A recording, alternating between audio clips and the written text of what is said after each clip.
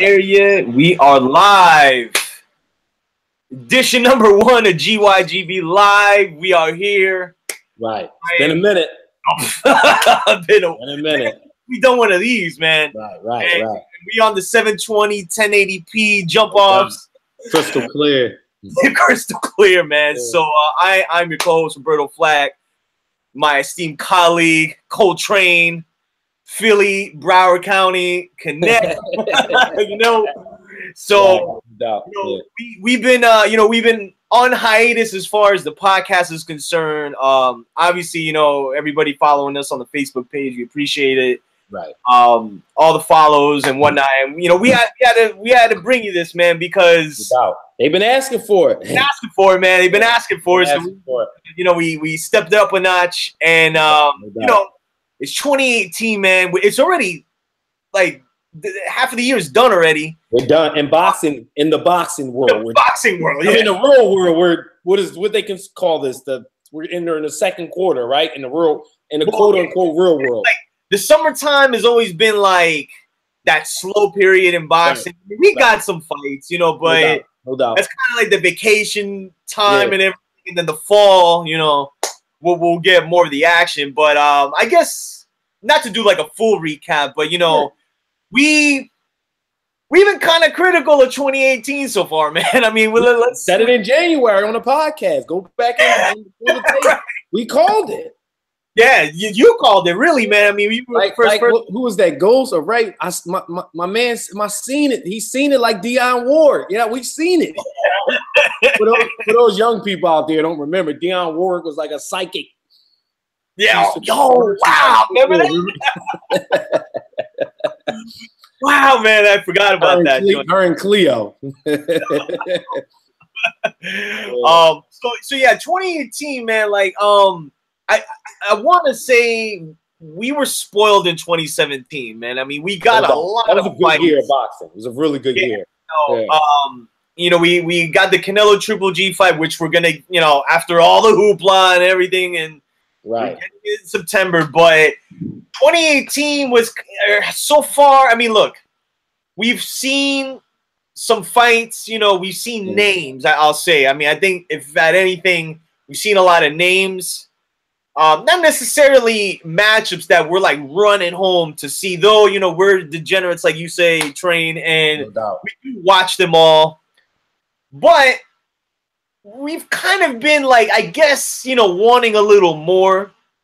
And I was talking to you guys today. I mean, I think the one fight that I was looking forward to the most, that I guess there was some type of credibility behind it as far as the matchup. Was Lomachenko Linares, Right. Who is, arguably top 3 pound for pound in the world, wherever you rate him or whatever. But going up to 135 to fight, who many believe is like, I mean, it's tough to say consensus, but the most long-standing lightweight champion in Jorge Linares, turned out to be a good fight. Right. So in that aspect, I mean, I was satisfied, yeah. So got dropped in the fight, Lomachenko. So we had some excitement, but right. For the most part, something to talk about. It wasn't a demolition, and Linares is a good fighter too. So we knew it would be somewhat competitive while it lasted. Yeah, absolutely. I mean, I think the big story of the first half of 2018 was the whole. Where do we start? With the bad meat. Beef? What's beef? What's beef? You need 2 guests to go to sleep. I mean, listen. All right, let's just get right into it, right? So we always talk about super fights in boxing, right? Super fights is what keep the lights on it. Like everybody, like you brought up in the thread the other day about underground hip hop. Like, don't get me wrong, we love lyrics. We're hip hop heads just as much as boxing heads. But at the same time, we want good production value. And we'll get into Nas' album a little bit later in the show. But we want that good production value as well, not just bass drums and old 808 beats. We want some pyro, stuff going on, and some theatrical stuff going on. We want to be entertained as well, and not just being the purist type guys. As you just want to see stage left, stage right type of boxing. You want the splash fights. The Deontay Wilder, Anthony Joshua, and the biggest one was Canelo versus Triple G Part 2. We got such a good fight that ended on a controversy note last year, and we were all expected to get the second fight, and then the unfortunate circumstance of Canelo being tested for the bad meat, the beef, and we had this whole long drawn out thing. I was always adamant about the fight possibly still being signed. I just thought Triple G and his camp were doing a little posturing, as they should, because now they had some legs to stand on, and they got what they want out of it, the 45-55 split versus 35 versus 55 as he got, last year.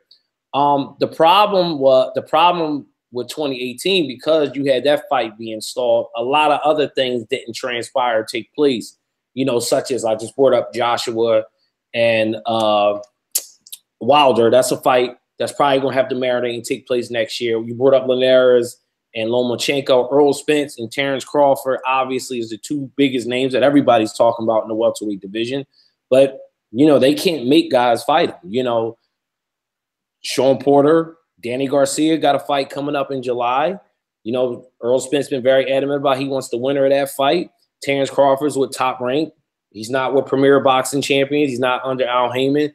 So you have that aspect, So those different intangibles that I just laid out prevented some of these big fights for not so much happening, but even being materialized. You know what I'm saying, my dude? Like it's not so much that these fights aren't take place. Just yesterday you hit me with some crazy news that Hurd got hurt, so now you're not going to get the Charlo twin fight. He had shoulder surgery.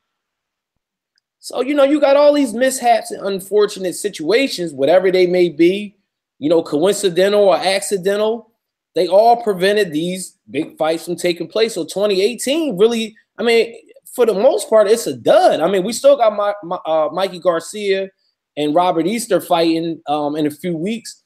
But, no shade to Garcia, Robert Easter, but we all pretty much think Mikey Garcia was going to win that fight going away. You know what I mean? And you just got a bunch of just okay fights, like filler fights to keep the year going, and nothing really being materialized for 2019 as of yet.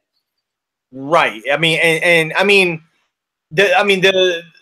best thing I guess that's come out is the fact that we are getting Canelo Triple G, and and I kind of had a. I'll say this, man. At the 11th hour, I thought this was not going to happen. Yeah, I know you were on the other side. Yeah, man. Because apparently they already had a deal with Billy Joe Saunders, but that could be also them, could have been, But look, outside of the Santa Cruz Morris fight, I think that fight in a way got kind of. I forgot about that. My bad. I forgot about that fight. I watched it, but it's like. Kind of forgot about it. I think for this year, you mentioned the Danny Porter fight. I think they said August or early September. Right. But the idea would be for Spence, he's coming off of this demolition of a guy that really shouldn't have been in there with him.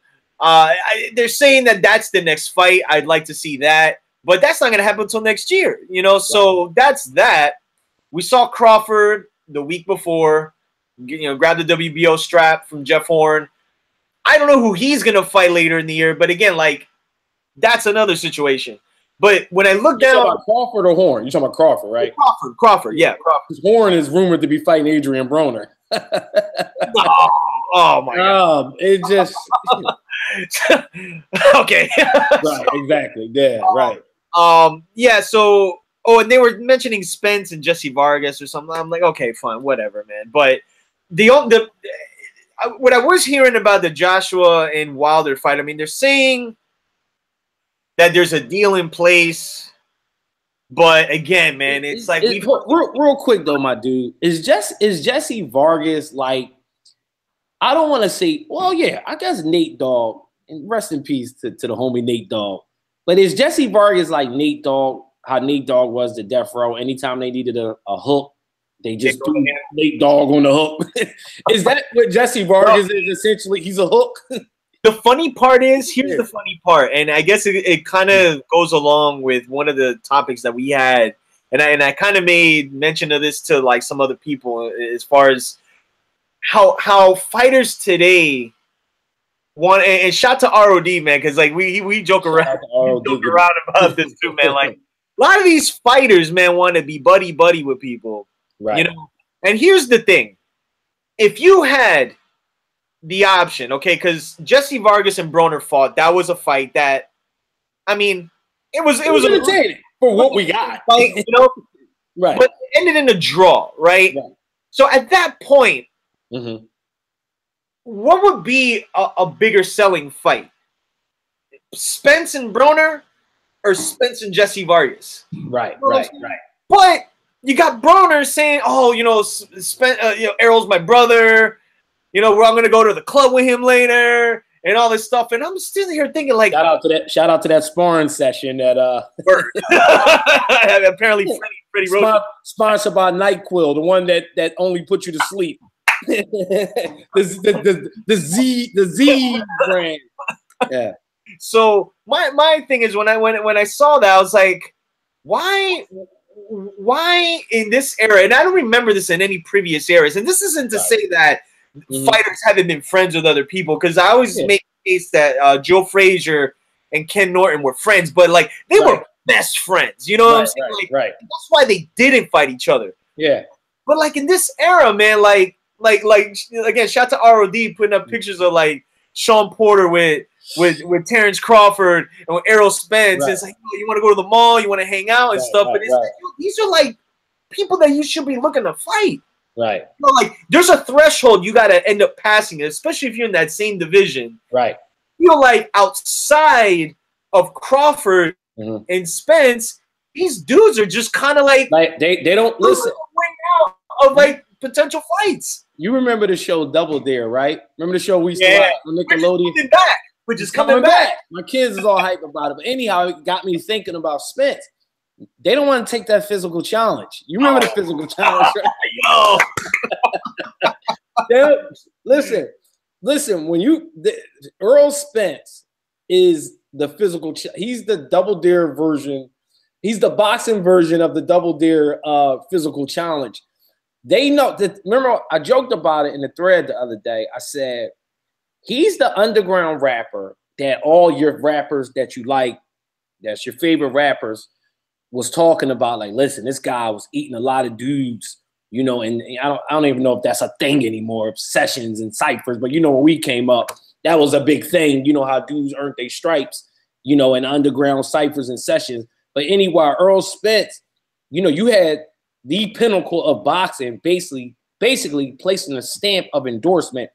And Floyd pretty much don't endorse or promote anybody for that matter. He's very close to the vest when it comes to that.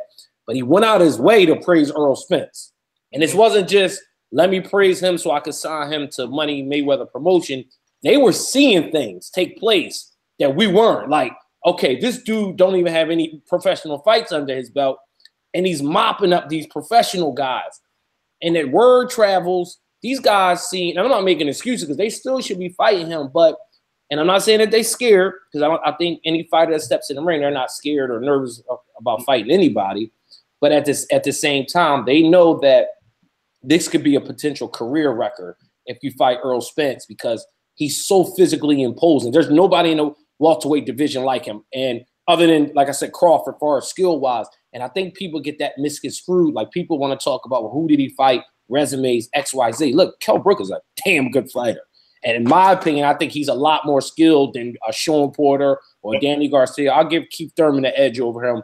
But I think Kell Brook got more talent boxing skill-wise than Danny and Porter put together. And we saw with the physical imposing way that the physical imposing way things that he did to Kell Brook.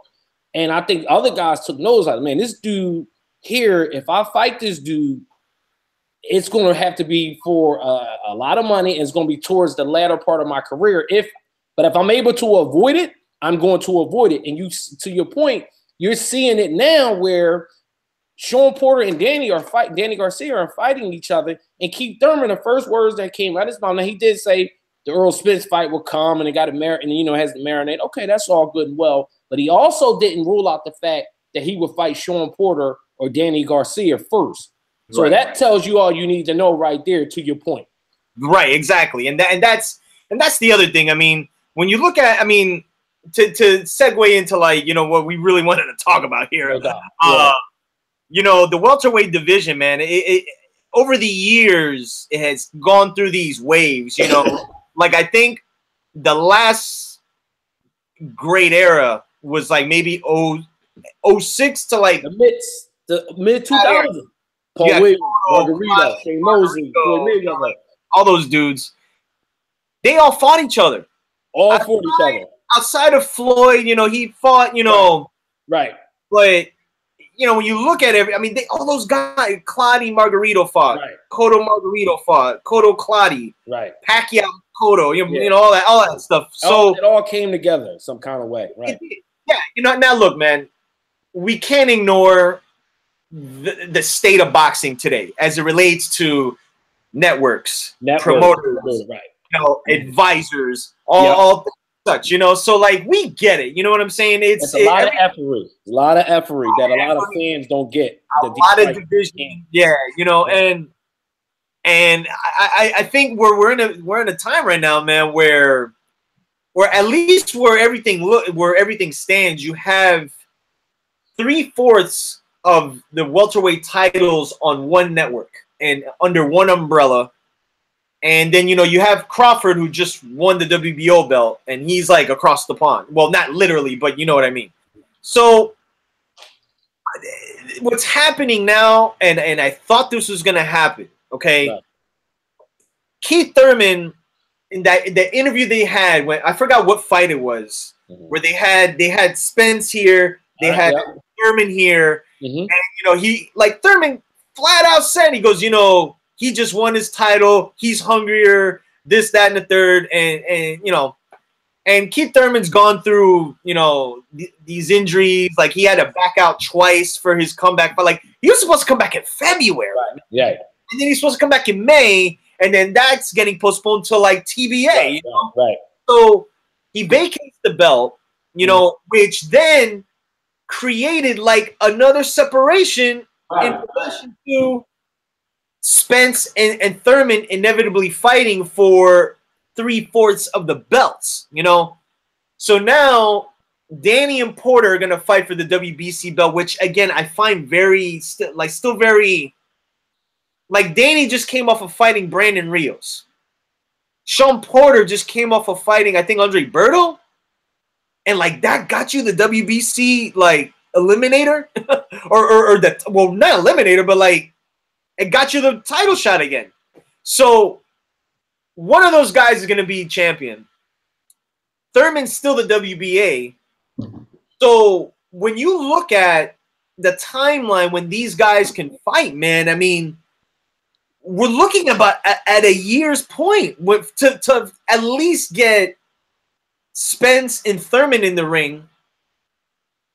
After the fact where Spence, will inevitably fight Danny, the winner of, Porter and Danny, who, he should be a heavy favorite against either guy.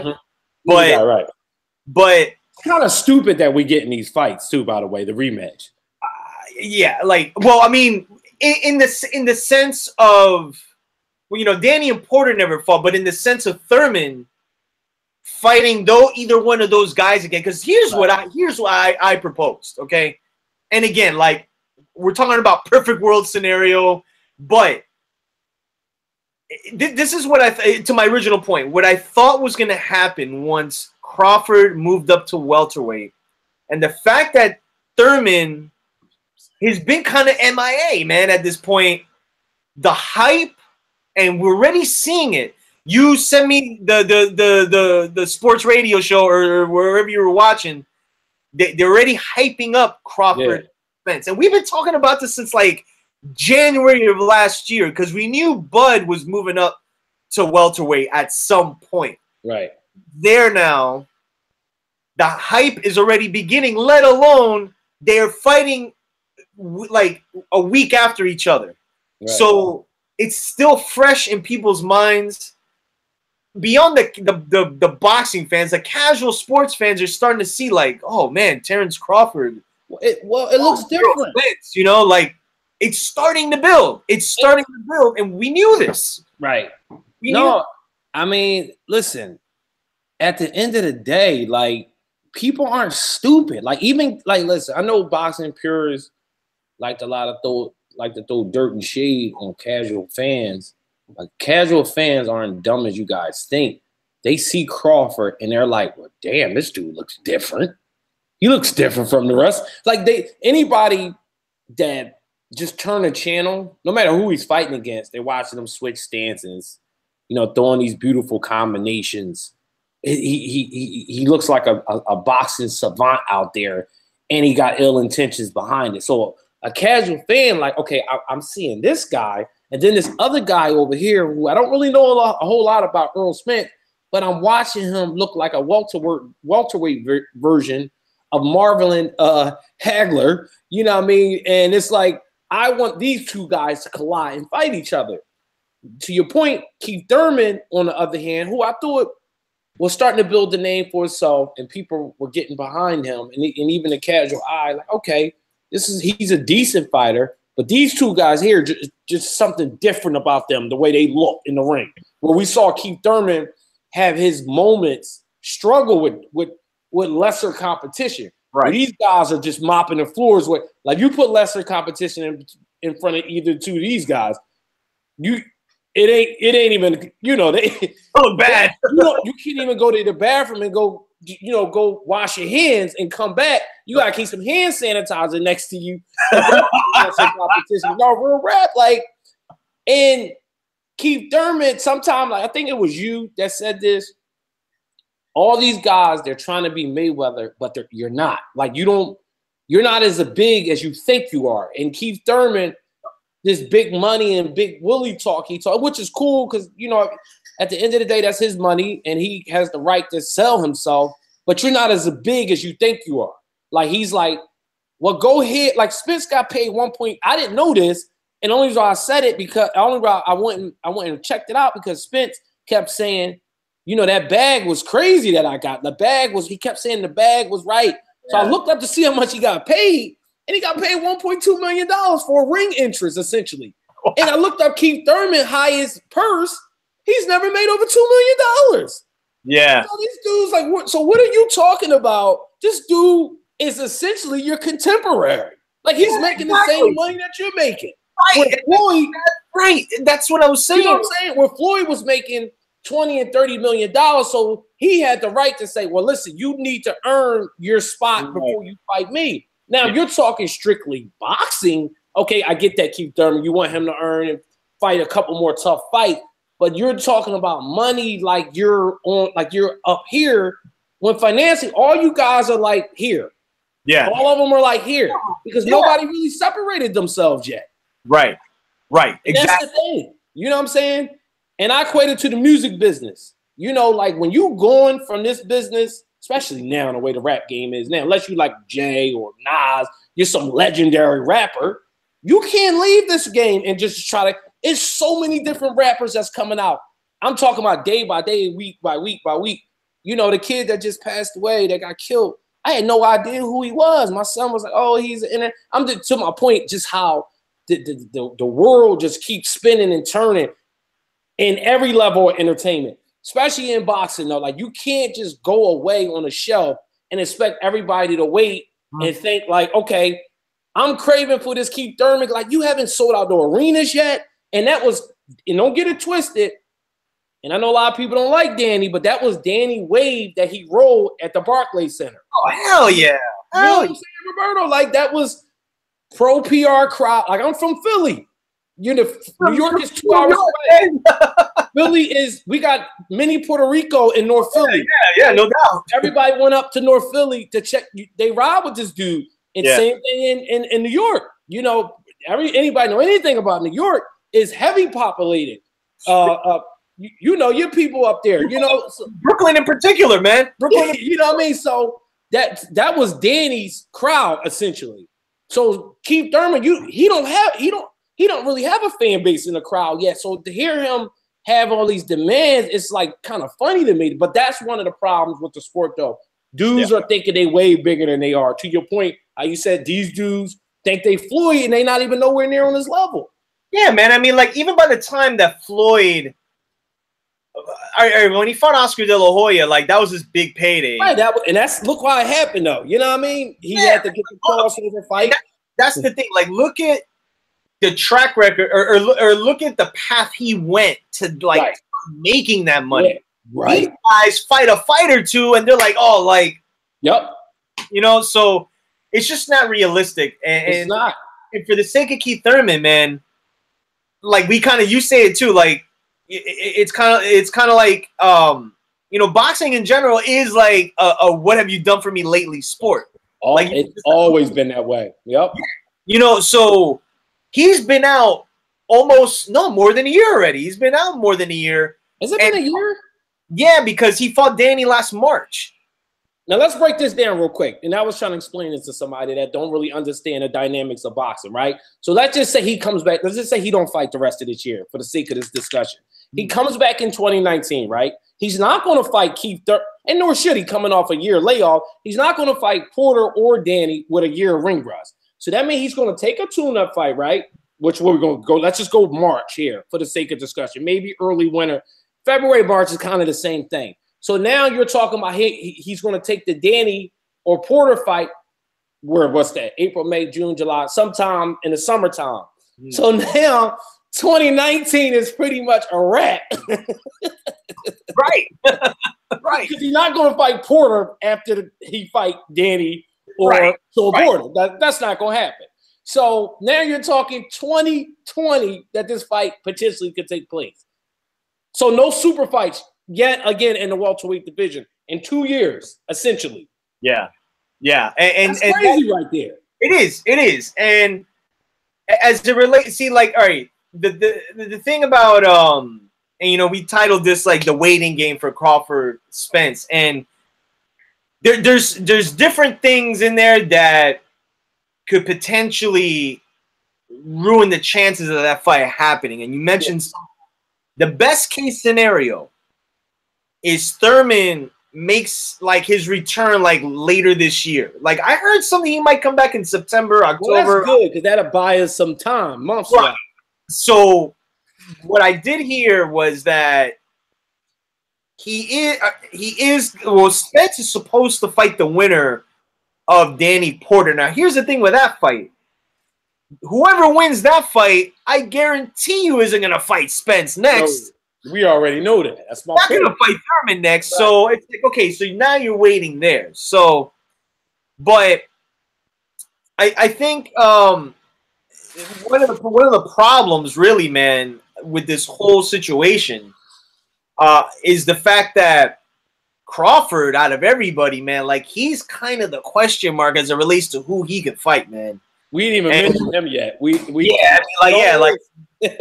That's kind of the thing, man. And Crawford, funny enough, man, is older than all those guys, man. Ain't crazy. Not by a lot, but he's age-wise, he's older, but so I don't even know if he's peaked yet, which is kind of, you know, I was going to say, you know what I mean? He in the 80s, he would be like 27, even though he's 30. Yeah, right, exactly. Yeah. So that's kind of a worry for if you're a fan of Crawford's, and we all like Crawford. I mean, we like Spence and Crawford, right? But in order for the Crawford and Spence fight to happen, and look, Crawford was on the Breakfast Club, and he admitted he's selling it. Yeah, he's selling it. He was like, "Yo, like, the fight is gonna happen, but it has to build up," and we get that. Like, no, totally. I think that fight is about a year or two away from happening. Yeah, absolutely, man.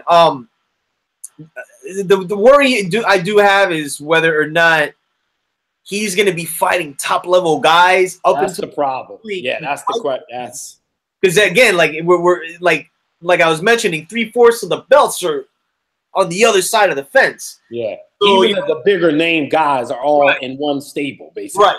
Exactly. So then it becomes an issue of whether or not both parties can come together to collab. And look, man, this is the reality, okay? Yeah. They are not.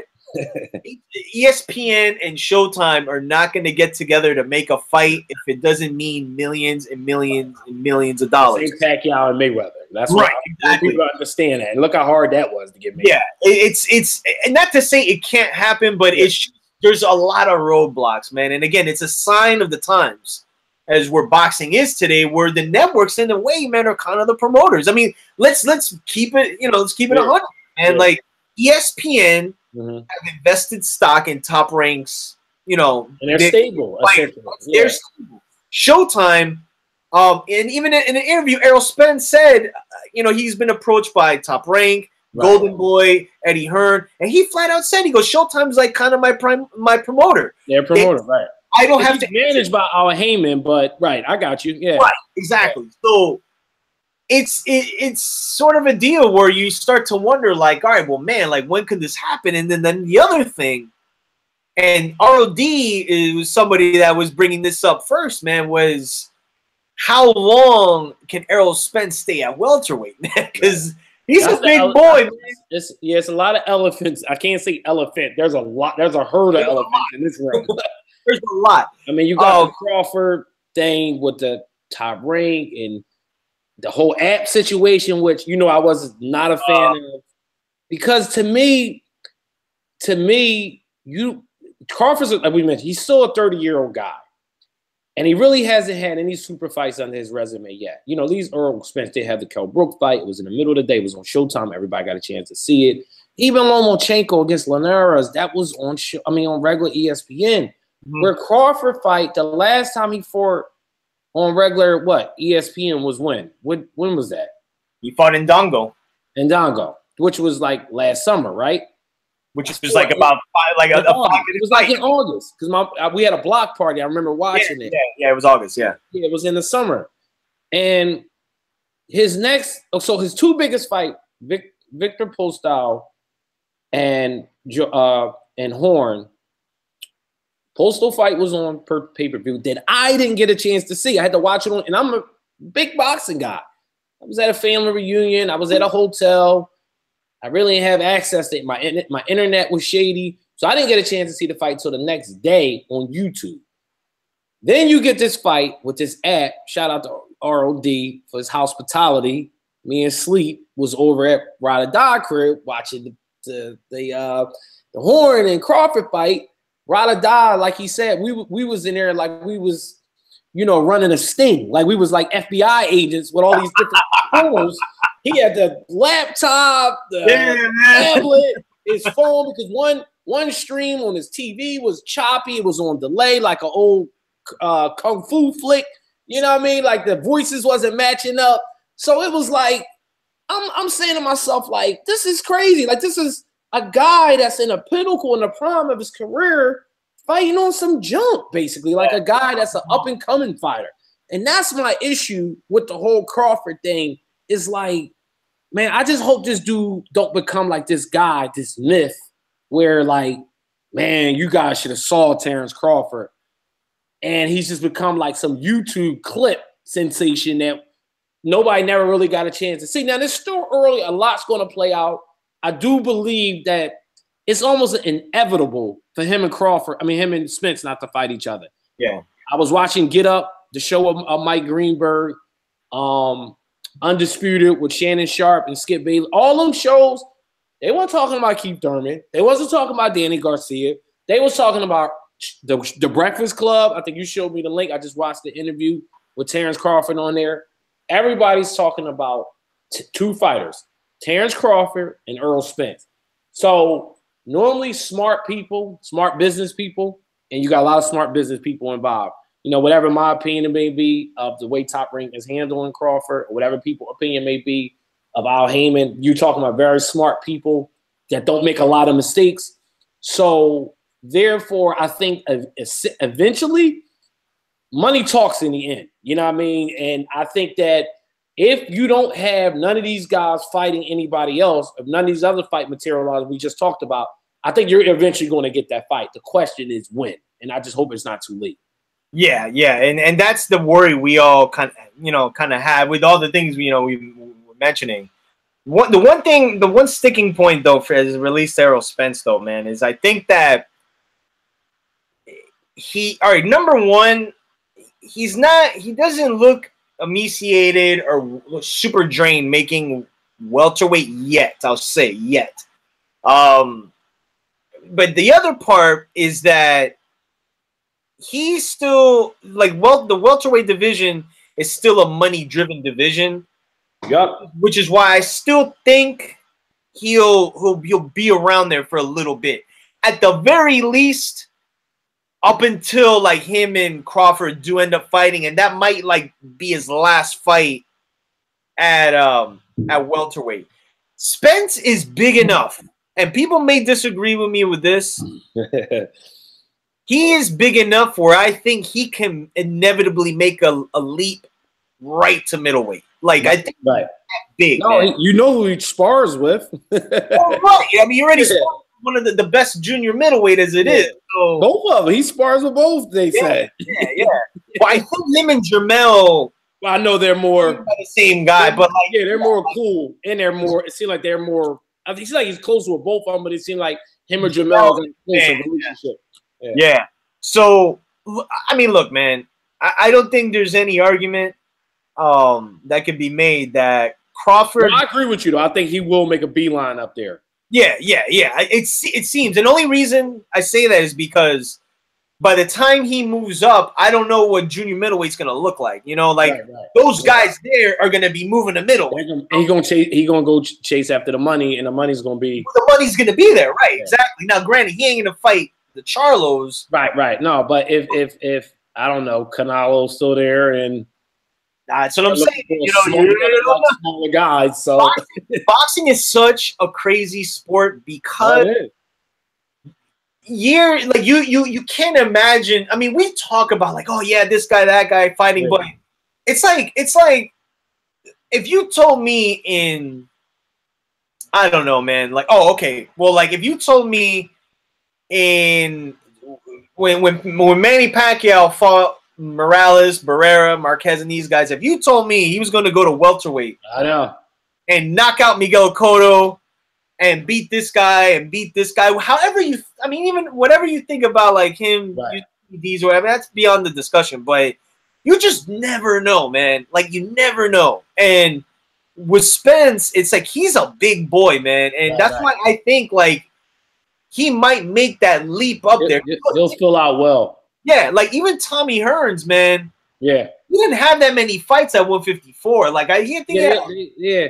And that's the thing people don't realize is that the history of boxing, especially that 80s reign when you had a lot of those guys, starting out in smaller weight classes, then essentially moving up, to these bigger weight classes and getting belts, because a lot of these guys, they were like 5'9", 5'10", 5'11". Tommy Hearns was like 6 feet, you know what I mean? But right, exactly, 6 foot, whatever, and they end up like Spence. You brought up Spence. Their frame are they're bigger. They're not small or like Keith Thurman and Sean Porter. These guys are smaller welterweights. They're smaller dudes. You know what I mean? They're not real tall guys. That's why we never thought Crawford would have a problem at welterweight, because now Horn is just big. He bulked up. He was muscular, but you saw how pinpoint accurate Crawford was in that fight.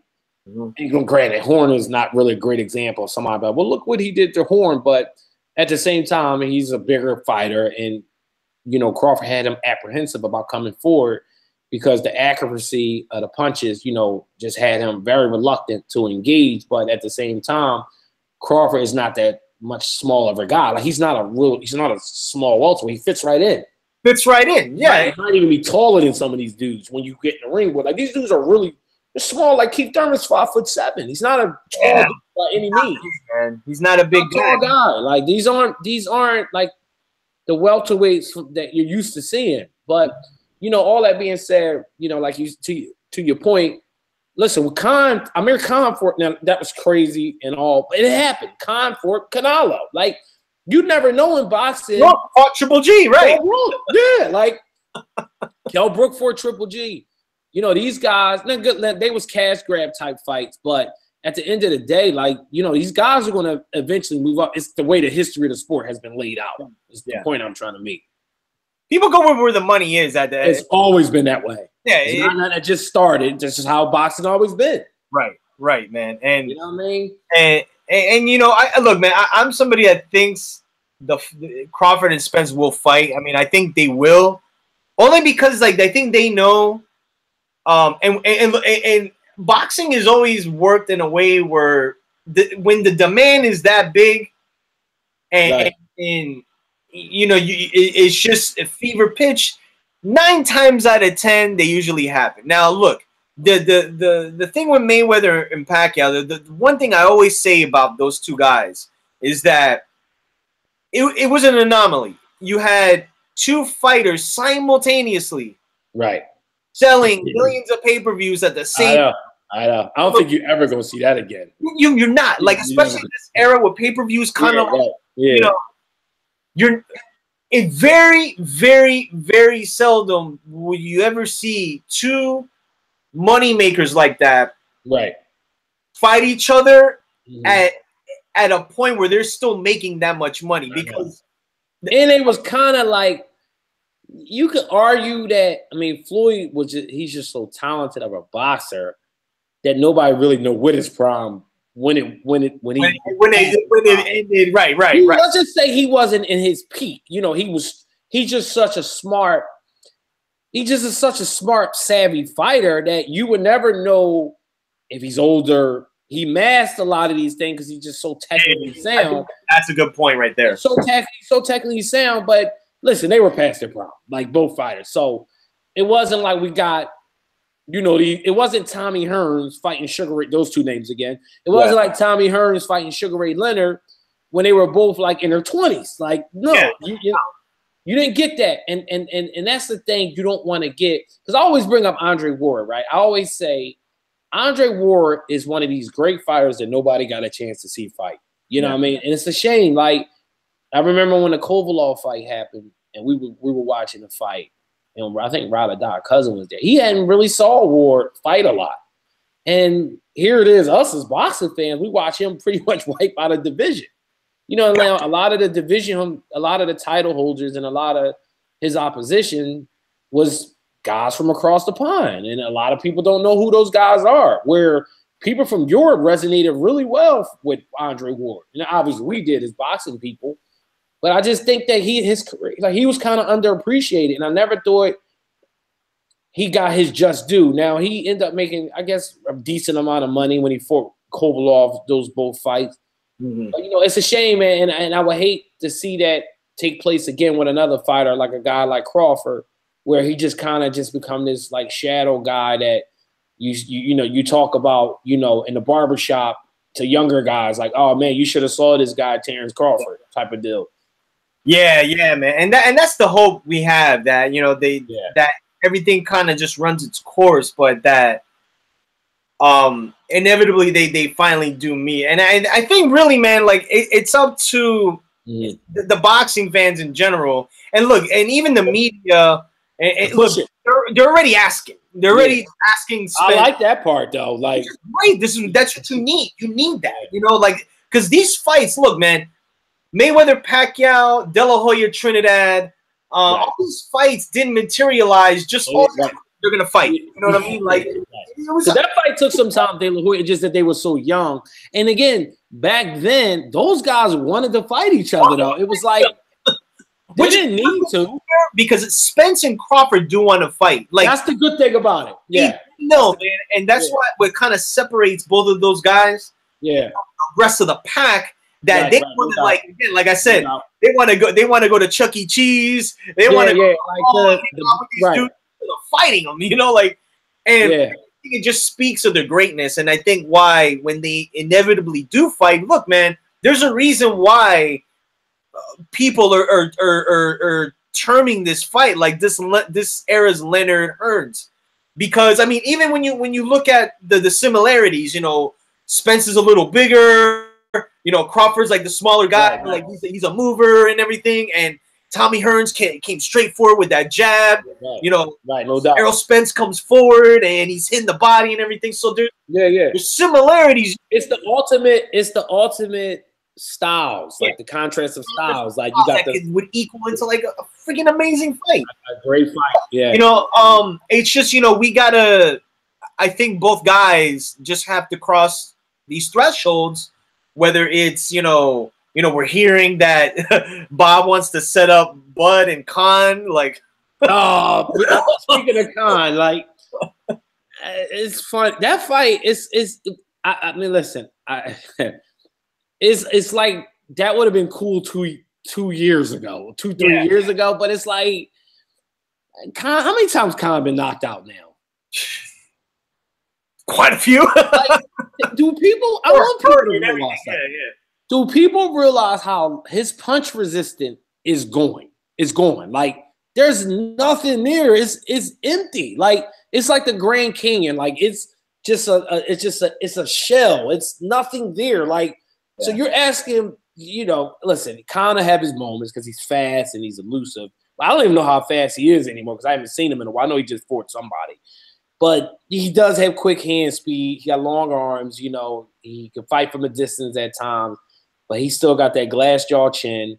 And he still got that there, right? Right. He got his amateur style, but he don't roll his shoulder. He don't move. And you asking him to fight Terrence? Are you dudes crazy?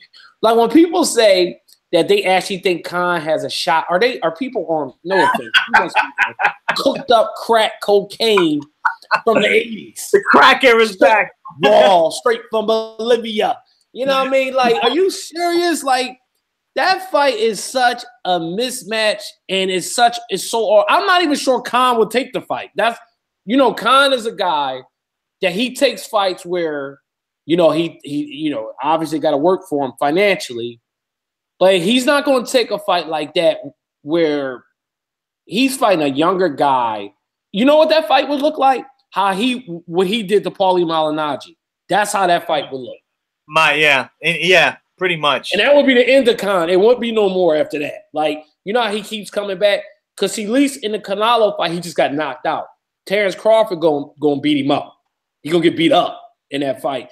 And that's a fight where it's going to put like 9 extra years on his already worn out career. Like, if you blow on Khan, he will fall down. Like, I want people to understand that he has no punch resistance left. There's nothing there.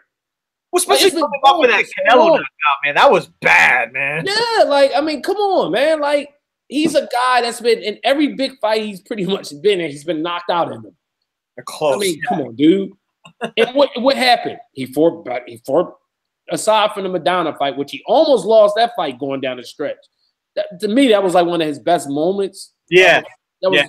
But even in that fight, first of all, Khan gets caught with right hands. Hey, I'm about to throw this right hand, Amir. Just overhand right. Okay, I'll be here to catch you. Back here, like. Yeah, like, it ain't nothing slick or trickery. He just a sucker for overhand right.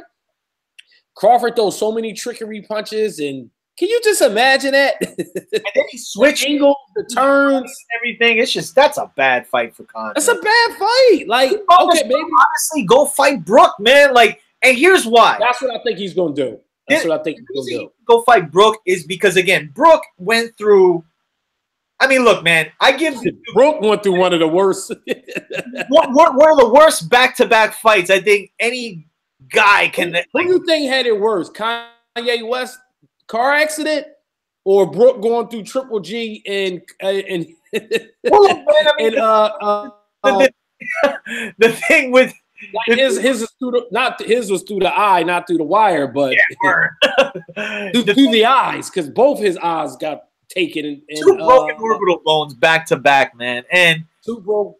And look, and look, I'll even go as far as to say, like, he got inevitably he got more beat up in the Spence fight as far as because it went longer. That's my point. That's what I'm saying. That's my point. So. For Khan, that's a better fight for him because at least at that point, he's fighting a guy that has some wear and tear on him. Where with Bud, a lot of wear and tear. Yeah, right. you don't really got that. I think Bob just threw that out there to see how Khan would react to it. Maybe they were in discussion. maybe they had a conversation. But there's no way if I'm American, I'm like, all right, I get what you. I know I'm a serve up guy at this point, but I still like Broner, for instance, right? Broner, all his fights. That fight too, like for Khan, like I would that's what I'm saying. Like that's what I was saying. Like Broner, like the way Broner career is set up, he's other than the Mikey Garcia fight where he was served up to Mikey. Most of these fights now, they're setting fights up where he has a chance to win. Like they knew Vargas tires out in the second. They're like, okay, maybe if he weathers a storm in the first half of the fight, he'll have a shot against Vargas, which he did. Khan is saying to himself, kind of like Broner, like, okay, I can't take no more of these fights where they're serving me up to guys. And to your point, why don't I fight a guy that still has a name, a draw, a fan base? It'll be do big numbers because it's in the UK. Both of them dudes are from there. Right. And that could be like my cash out moment. Rather than fighting some dude that's going, because like you said, if he fights Crawford, it ends everything at that point. Yeah. There's no more serve ups, there's no more anything.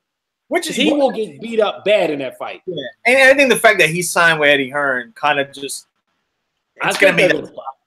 Yeah. So, but I mean, yeah. Look, man. I watching in the background, my dude, like that. I got Ninja Assassin. Ninja Assassin. All right. Yeah. We do over here, man. But yeah, I think. Yeah. Look, I mean, I think for fans that think this Crawford Spence fight is gonna happen anytime soon, I mean, no. The only thing we could say for us covering the sport, and to all the fans, man, is like you got the demand has to grow, and I think the good thing is that we're starting to see it. With the threshold that they're gonna have to inevitably cross over, for both Spence and Crawford is reaching those casual fans that are now kind of starting to ask. But to your original point, man, they got it.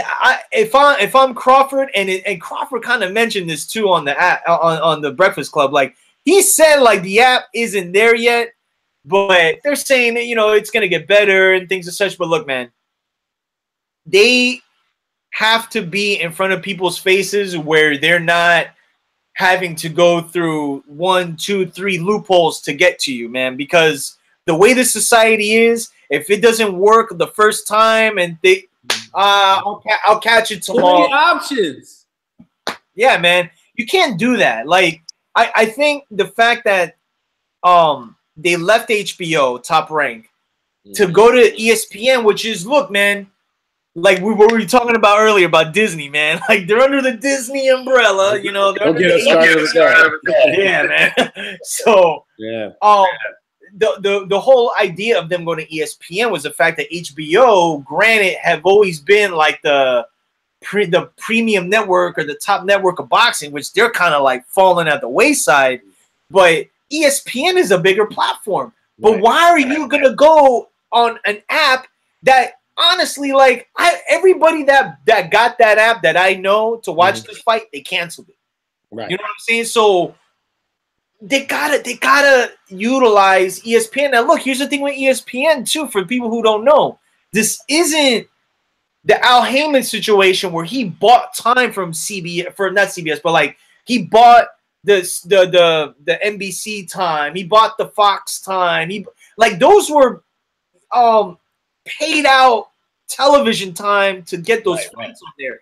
ESPN, they said, yo, like, boom, here's the money. Boom, we're gonna put you on fights. And so, like, it's like they got, or I don't know if Bob or Todd DeBuff, like, they have to get with ESPN and say, listen, man, there's this fight with this dude across the pond, Errol Spence, that inevitably we're gonna have to do business with them.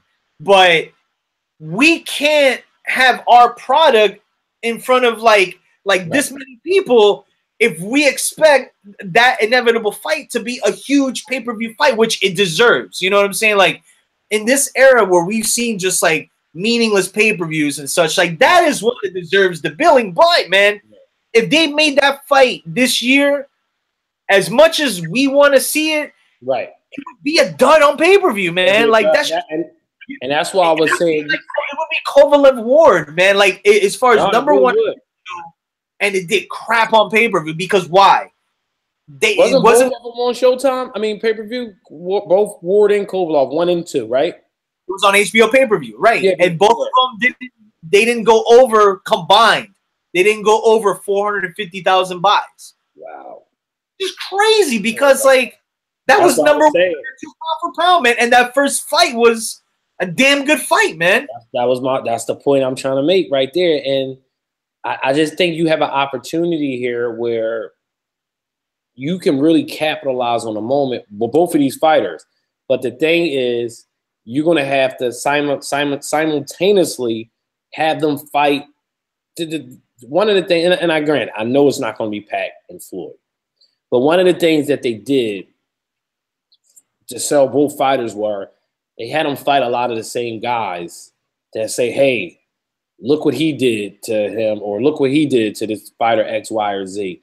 You know, where Crawford and Spence never had that opportunity because of the whole promotional thing, cross-promotional thing. So that's a hurdle all in itself by itself. You know, just selling the fight from a standpoint of a thing in the past used to be you put both fighters on the same card.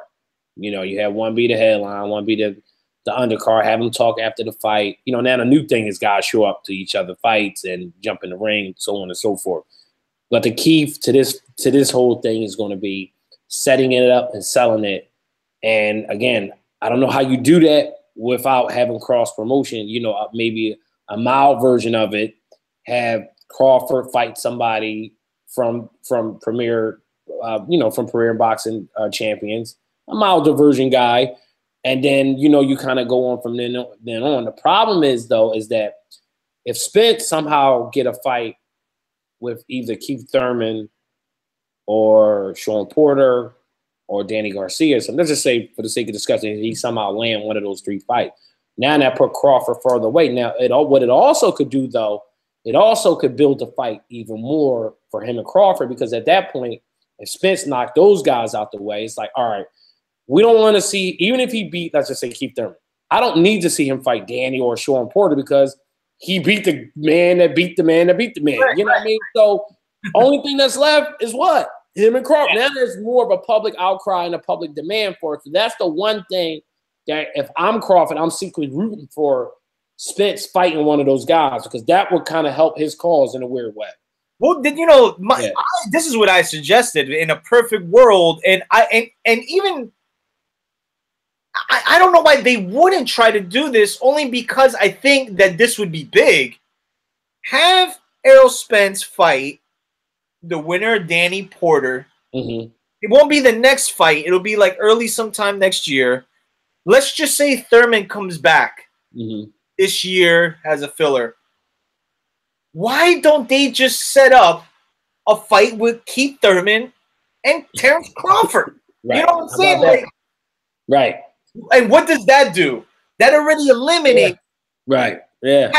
Have 3 or 2 other fights, and that can unify the division like in a sooner time. Or not. I mean, beyond the unification, but that fight becomes a lot closer. But again, like we know how this stuff goes. But even while Spence and Crawford is the fight, I still think Thurman and Crawford would be a notable fight. Right. It's funny, nobody talks. Nobody, yeah, right. It would be. It would be. It's funny because they're like a rock in a hard place. Spence and Crawford. Yeah. It's like, all right, which one do I want to fight? Right. It's like, and we said that though. We said that. We joked about it, but it's really a rock in the hard place, because one guy is really, you're going to be in a physical battle with him. No getting around it. Then the other guy, you got a chance. This guy, he's difficult to fight because switch hits, his footwork, his spins, his turn, the angles. He just can box, and he got dog in him. So it's like, listen,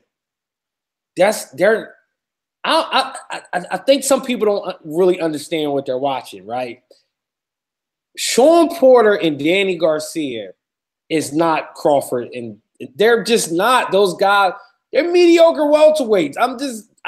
no, and listen, Danny from here, he from the crib and all, but he does not. You heard what Earl? Did you hear what Earl Spence said? These aren't my words. He said, "Yeah, Danny Garcia. You know how he has like that slow pause delivery." He said, "I mean, yeah, Danny Garcia. He don't really do nothing special." This is what Spence said.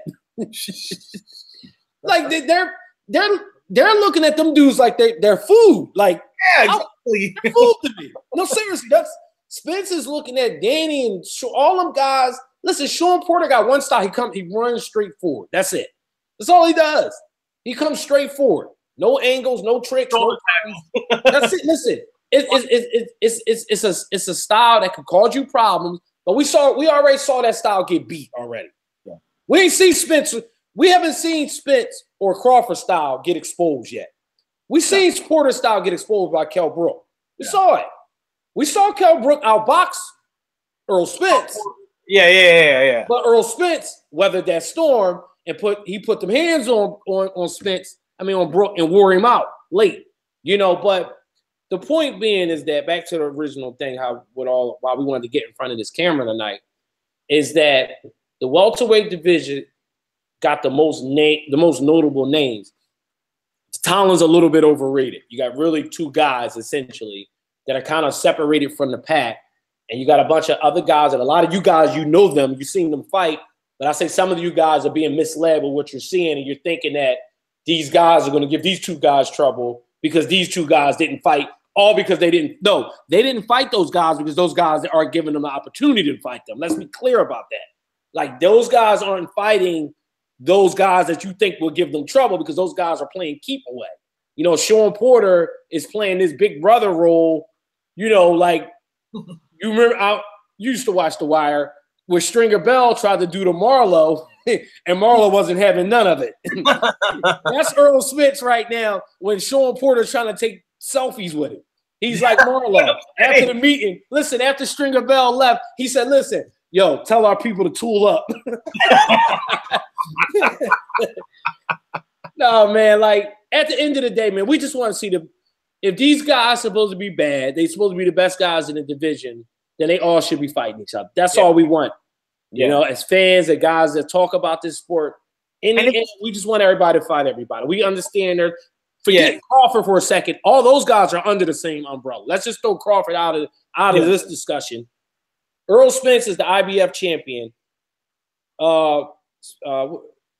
Thurman, he lost his ball, right? He still has a WBA. He still got the WBA. So they could do a little mini, and there's not a real unification, but they could do some sort of unification between their two titles when Keith Thurman come back. Like, it ain't got to be this year, but 2019, Keith Thurman should be fighting Earl Spence. No more excuses. Like, you're not built like that to say, I mean, what are you waiting for, dude? Like, unless he's going to retire. Like, Sleep think he's actually going to retire. Like, he think he's one of these guys where he doesn't want a whole lot. Like, he's going to get his money and be out, basically. Like, and he might. And you know what? He might. But at that point, man, then just like if you don't plan to fight these guys, man, or not even these guys, damn, because you already fought. Well, and guys, I should say, if Crawford or Spence, you already beat Danny and Porter. And you beat the two so-called best guys. Yeah, man. Like, it's just that's a good. I mean, that's kind of a good point with Thurman. Like, he just seems like somebody that he's had success. He's made good money, and I think he's good. It's like some of these other fighters, man. Who it wouldn't be the first time a guy did it. Like when you talk about Crawford and Spence, like, these guys want to go in the record books. Like, they that's what I'm saying. 20 years from now, like, our kids are gonna be like, yo, now you're right. Crawford and Spence were the dudes, So what you just said right there, that sums up everything. And that's the thing I don't think people get and understand, that these guys, and I'm not saying these other guys don't, but these guys just different. It's just they got like a throwback mindset. Yep. They're gunning for each other. Like, I want to fight that guy. And you hear it. Like, you hear it. Like, when you talk to them, you hear like, yo, I just want to fight the best. Like, all right, like when Crawford was doing the interview with First Take for the Canelo Triple G fight. Mm-hmm. And this guy, what is it? Screaming A Smith was like, you know, I think Errol Spence will beat Keith Thurman, and you know, Bud, and I know he did this on purpose. He's like, you don't know that. And Crawford was trolling. Yeah, right. And then he's like, I'm gonna tell him what you said. And he goes, and you know what? If he beats him, let's get it on.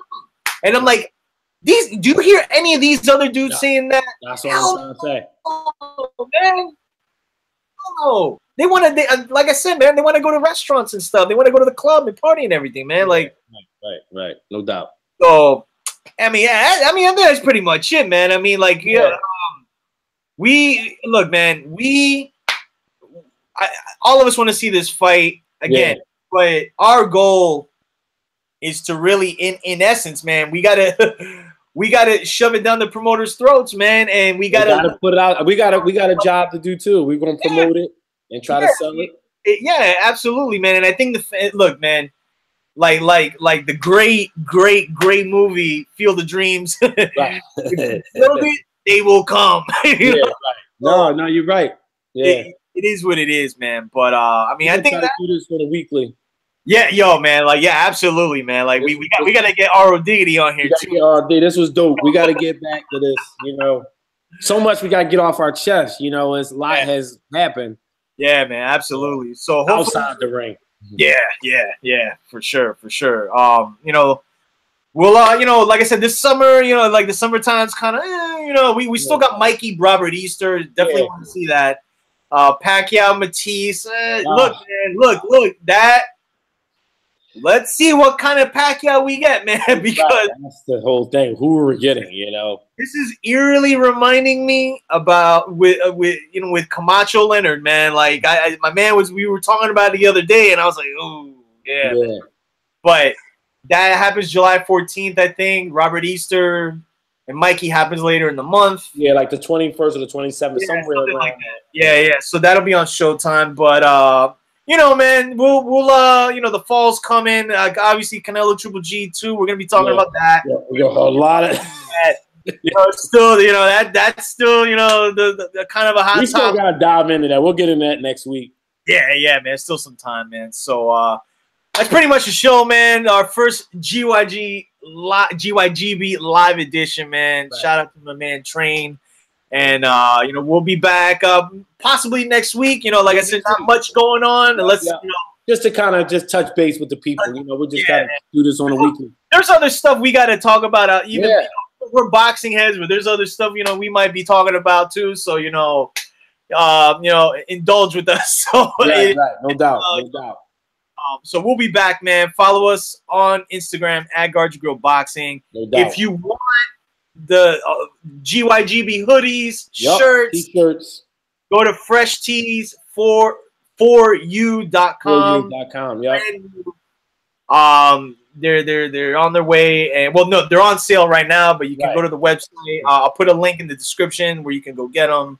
Facebook.com/GYG Boxing. Again, appreciate all the follows. All the love. We appreciate it. Like London, from I saw somebody from South Africa today, from Malaysia. Man, we got fans everywhere, man. Yeah, like the brand growing, man. So we appreciate everybody following, man. We'll be back, like I said, at Instagram. On Instagram at Guard Your Grill Boxing. Until next time, I'm Roberto Flack, as my man Coltrane, and we'll see you soon.